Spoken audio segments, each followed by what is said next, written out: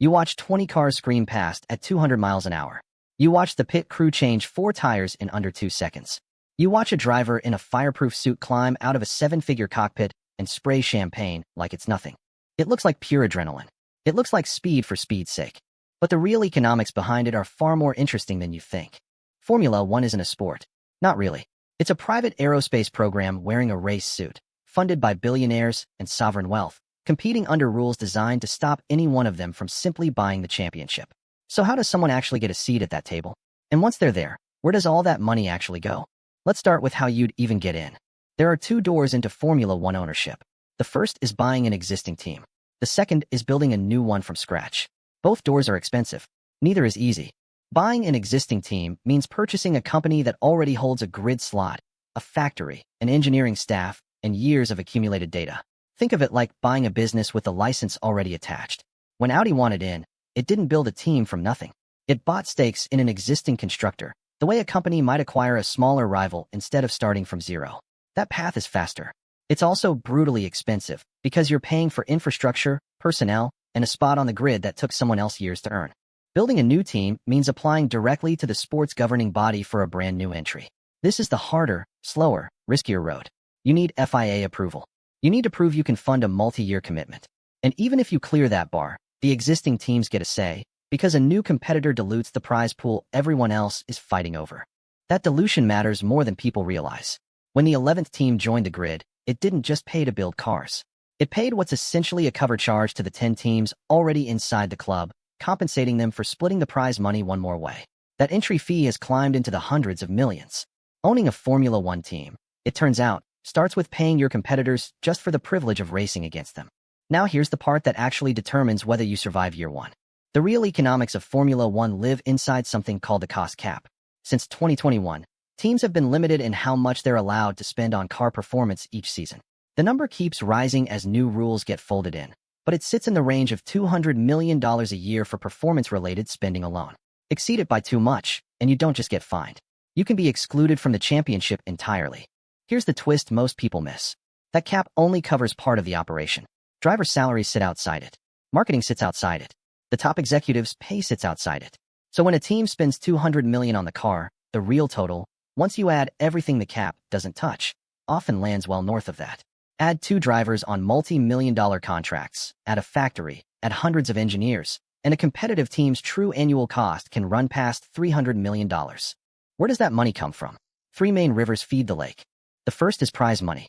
Formula One pools half of its commercial revenue and splits it among the teams based on where they finish in the championship. Win it all, and you might collect around 14% of that pool. Finish last, and you still get a slice, just a much thinner one. It's less like winner take all and more like a corporate bonus structure, where even the bottom performer gets something to keep the lights on. The second river is sponsorship. This is where team owners actually make their margin. A mid-tier sponsorship deal with a Formula One team can run into the millions annually, and top-tier naming rights deals go far higher, because brands aren't just buying a logo on a car. They're buying access to a global audience that's grown past 800 million fans, broadcast into hundreds of countries, 17 weekends a year. The third river is manufacturer backing. This is the one that changes everything. Teams like Ferrari and Mercedes build their own engines, which is staggeringly expensive, but it also means they're not paying anyone else for power. Smaller teams, meanwhile, essentially rent engines from the manufacturers for a capped annual fee. It's the difference between owning your own factory and leasing equipment from a competitor who also happens to be racing against you on Sunday. So who exactly are you dealing with, if you're serious about this? You're dealing with the FIA, the sport's governing body, which controls entry, safety regulation, and the technical rulebook. You're dealing with Liberty Media, the American company that bought the commercial rights to Formula One for over $4 billion and now runs the business side, the broadcast deals, the race calendar, the Netflix-style storytelling that turned the sport into a global phenomenon. You're dealing with your engine supplier, whether that's your own department or a manufacturer like Mercedes or Ferrari. You're dealing with sponsors who expect results and visibility in exchange for their money. And you're dealing with the other 10 team principals, who are simultaneously your rivals on track and your partners in every conversation about how the sport's money gets divided. It's a strange kind of business. Your competitors are also your business partners in the boardroom. Now for what actually goes wrong. The biggest challenge isn't the money you spend on purpose. It's the money you lose by accident. A single crash can cost a team millions in repair bills across a season, and every dollar of that repair still counts against your cost cap. Damage the car enough times, and you're not just losing races. You're eating into the budget you need for development, which means you fall further behind, which means you're more likely to crash again trying to catch up. The second challenge is time. Car designs take years to develop.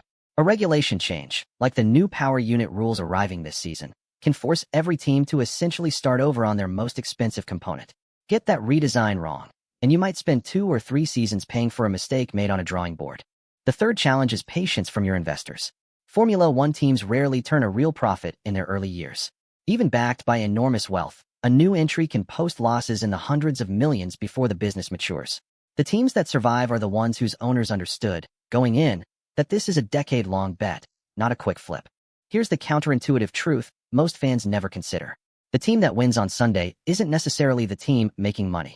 Sporting success and financial success are two different games running in parallel, and plenty of teams have chased podiums straight into unsustainable spending, while quieter, more disciplined operations built lasting value by finishing mid-pack and reinvesting wisely. If you were seriously exploring this world, the practical starting point isn't the car. It's the cost cap filings and financial regulations the FIA publishes, which lay out exactly what counts towards spending limits and what doesn't. Understanding those rules before you understand aerodynamics tells you more about whether a team can survive than any lap time ever will. Because that's what this sport actually rewards. Not just the fastest car, the best-run business wrapped around it. You watch 20 cars scream past at 200 miles an hour. But now you know what you're really looking at. Not just speed. A $200 million balance sheet, moving at 200 miles an hour, trying not to hit the wall.